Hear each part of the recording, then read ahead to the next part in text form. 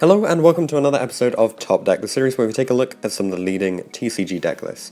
So this time we have a Pendulum list that was played by Marcus Patel and Alex Moffatt at the Brotherhood 1K One Day event. They took 4th and 5th place from this event, so each of them only getting a single loss. And you may have seen them before. They tend to work together on some very strong Pendulum lists. They've certainly worked together on lists before that we've seen on the channel. So without further ado, let's get into the list, and then we'll go over the usual stuff. So triple Curtain Raiser, double Black Fang, triple Chronograph, triple Harmonizing, double Jackal King, triple Cerberus, triple Oath Dragon, double Purple Poison, triple Darkworm, double Gate Zero, one Time Gazer, triple Wisdom Eye, one Janky, double Dragon Shrine, one Foolish, double Pendulum Call, triple Desires, and one Pendulum Graph. For the extra deck, there's one Vortex, one Ignister, one Omega, one Supreme Clearwing, one Dweller, one Ken Gorgon, one Naruto, one Absolute Dragon, a Time Star, Tornado, triple Electromite, one Underclock, and one Zephyr Metaltron.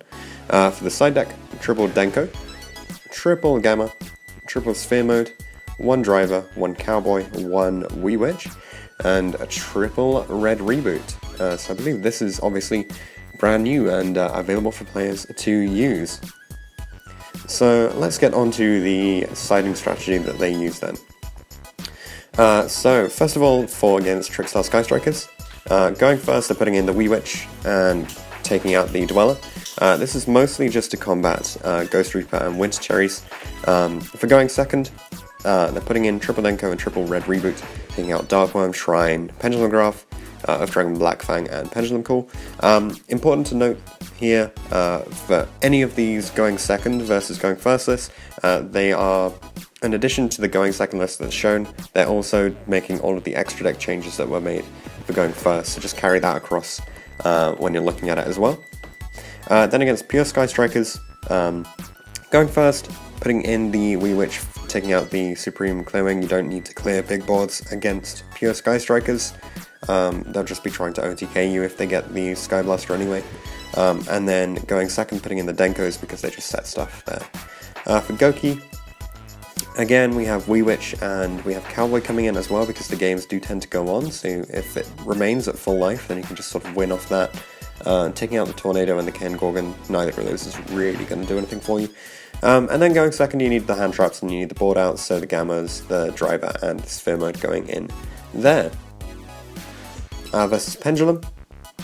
Again, this is a matchup where you expect them to sort of be attempting to take out your Electromite, so you put in the Wee Witch and you also put in the Cowboy because the games can go on given that you have so many monsters on board. Sometimes you do actually just need Cowboy to finish your opponent off as well. And then going second, put in all the hand traps and the board outs again, pretty much the same as against Goki when you're going second. And then finally for Altergeist, going first, you expect the cherries again, so you put in the Wee Witches, take out the Dweller. You also put in the reboots because you know that you can just set that and it will definitely be live for the match. And then going second, you put in the Denkos as well as the reboots, just because you need to basically shut off the board, and having 6 ways to shut off the board is better than having only 3 ways to shut off the board. So that's for the siding strategy. So then we also have the rounds that each of them played. So Marcus's rounds, round 1 against Pendulum, he went 2-0, round 2 against Pure Sky Striker going 2-0, then against BA going 2-0, against Trickstar Sky Striker going 2-0, versus Pendulum. This was the exact mirror against Alex Moffatt, who is the other player in this same episode of Top Deck. So we went 2-0 here. Round 6, he went up against Alex Robertson, who's another member of the Disciples. He went 0-2 here. So his only loss from this event. And then round 7, he went 2-1 against Anti-Meta. And then Alex's rounds, so everything's a win except for his 1 loss against Marcus. So the exact mirror there. So he played against Gadgets, Pure Sky Strikers, BA, Altergeist, Pendulum for that loss, Paleo, and Cyber Dragons. So a few more comments to make on the deck. So this is very similar, obviously, to the list that they took to Euros. and there are a few sort of tactics that they employed. So they chose to go second versus Trickstar and the Mirror if they lost any of the games. The reasoning on all the cards is basically explained in Alex's list for the top 32 Euros, so there'll be a link to that in either a comment or in the description, so you can check that out. But there are a few small changes to the main deck, and the side deck changed as well. They decided that Gammas are better than Kaiju because Goki can easily play around Kaiju by using all of their monster zones, and also Gamma is something that can interrupt the Gunblar loop, whereas Kaiju just do nothing against that.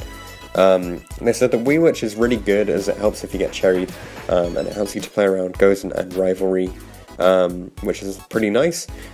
Hamster was no longer featured in the deck as it was in Euros. This is basically just because they said that it wasn't as good as they expected it to be, so they just took it out. There weren't many times where you need it, where you need to send it from your Electromite. Then, because of that, they put in the second Pendulum call, I believe, is one of the major changes from the Euros list.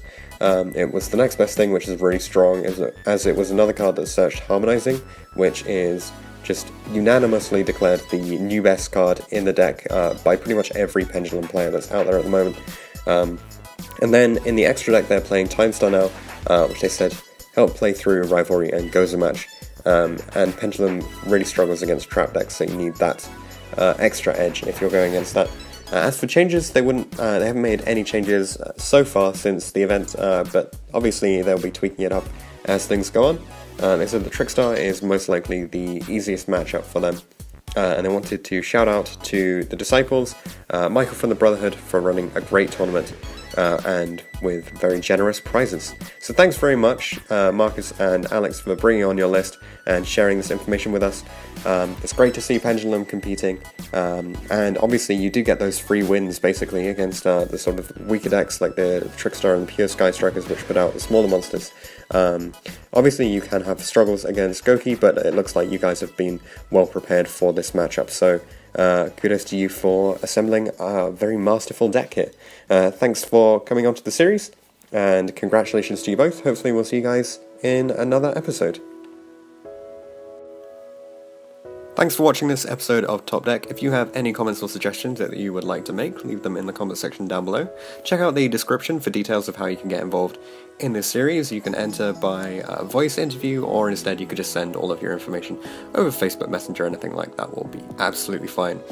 If you want to see anything in particular from the upcoming series, then be sure to get in touch, and I'll see you guys in the next video.